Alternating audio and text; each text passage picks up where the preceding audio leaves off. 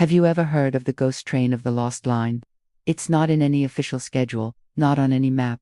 Most people think the old tracks leading out of Oakhaven are just a relic, rusting away into nothing. But the old-timers, the ones who've lived here forever, they know better. They whisper stories about it, usually after a few drinks when the sun has gone down.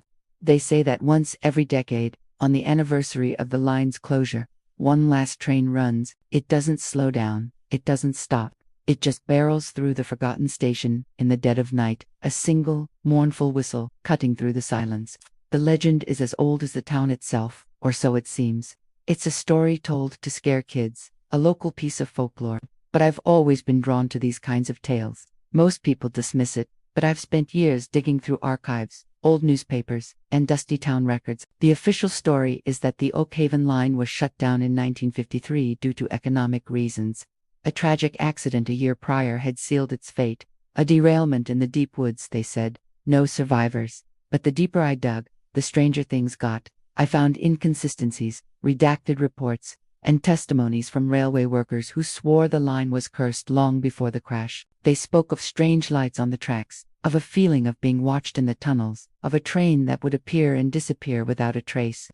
According to the local legend, the train is searching for something, or someone. They say it's collecting the souls of those who feel lost, those who have unfinished business in this world, a one-way ticket to a place unknown. Some say it takes you to a peaceful afterlife. Others claim it's a journey into oblivion. The one consistent detail in every version of the story is this: you don't choose to ride the train chooses you. The date was fast approaching the 70th anniversary. October 27th. That was the night. I had to see it for myself. Was it just a story, or was there something real thundering down those abandoned tracks? My investigation led me to a retired signalman named Arthur. He was ancient, his face a roadmap of wrinkles, but his eyes were sharp. He agreed to talk to me, but only on the condition that I didn't use his real name. He worked the line in its final years. He told me the official accident report was a lie. That wasn't an accident, he'd said, his voice a gravelly whisper. Something was on the tracks that night. Something that wasn't supposed to be there. The company, the town officials, they covered it up. They were scared. They shut it all down and told everyone to forget. He told me the train that crashed was trying to outrun something. He never said what. He just looked out the window with haunted eyes and told me some things are better left undisturbed. This only fueled my obsession. I started camping out near the old Oakhaven station a week before the supposed date. The station itself was a skeleton, overgrown with ivy, windows shattered like vacant eyes.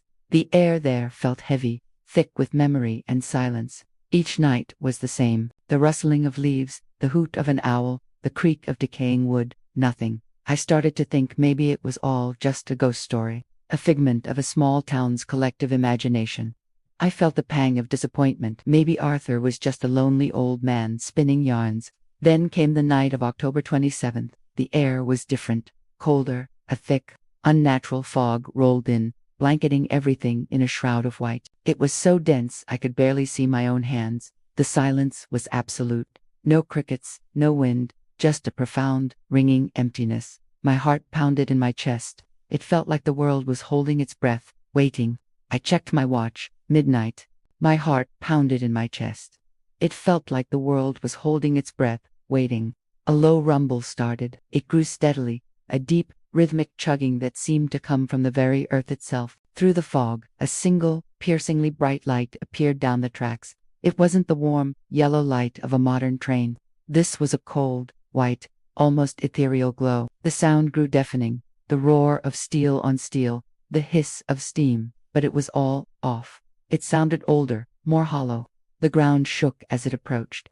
The train materialized from the mist, a phantom of iron and steam.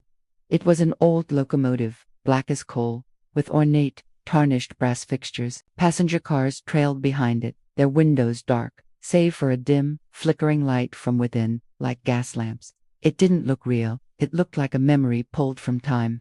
It was moving fast, just as the legends said, not slowing in the slightest. As it thundered past the dilapidated platform, a gust of wind tore at my clothes, carrying the scent of coal smoke and something else, something like rain and old memories. I saw silhouettes in the windows, vague shapes of people sitting perfectly still, their faces turned away. They were just shadows, passengers on a journey to nowhere. For a moment, just a fleeting second, I thought I saw a face turned towards me. A woman with sad eyes. She looked familiar, but was gone before I could place her. The train was a blur of motion and sorrow. Then, as the last car was about to vanish back into the fog, something impossible happened. The train screeched, sparks flew from the wheels as it began to slow, the agonizing sound of metal grinding against metal echoing through the night. It was stopping. The legends were wrong. It was actually stopping. The train shuddered to a halt right in front of the platform, its steam engine hissing and sighing as if it were a living, breathing beast. The air grew still once more. A heavy, gilded door on the final passenger car slid open with a groan. A figure stepped out onto the platform. He was dressed in a pristine, old-fashioned conductor's uniform, complete with a hat and a silver pocket watch on a chain. His face was gaunt and pale, his expression unreadable, neither friendly nor menacing. He held a weathered leather-bound ledger in his gloved hands. He didn't look at me, not at first. He simply scanned the empty, decaying platform as if expecting a crowd. Then his gaze slowly, deliberately, fell on me. I was frozen, unable to move, unable to breathe. My journalistic curiosity had evaporated, replaced by a primal fear. He didn't speak. He just lifted the ledger, opened it to a specific page, and ran a single, bony finger down a list of names. The silence stretched for an eternity. The only sound was the faint, rhythmic ticking of his pocket watch, each tick echoing the pounding of my own heart. He stopped his finger on a single line. He looked up from the book, and his eyes, deep and dark as tunnels, met mine. A voice, raspy and ancient, as if it hadn't been used in a century, echoed in the silent station. It wasn't loud, but it cut through the fog and straight into my soul. He read the final name from his book. He read my name. "Last call," he said. "The final passenger. Thanks for watching. Don't forget to like, share, and subscribe. And leave a comment below to tell us what you think happens next. Follow for more folklore legends.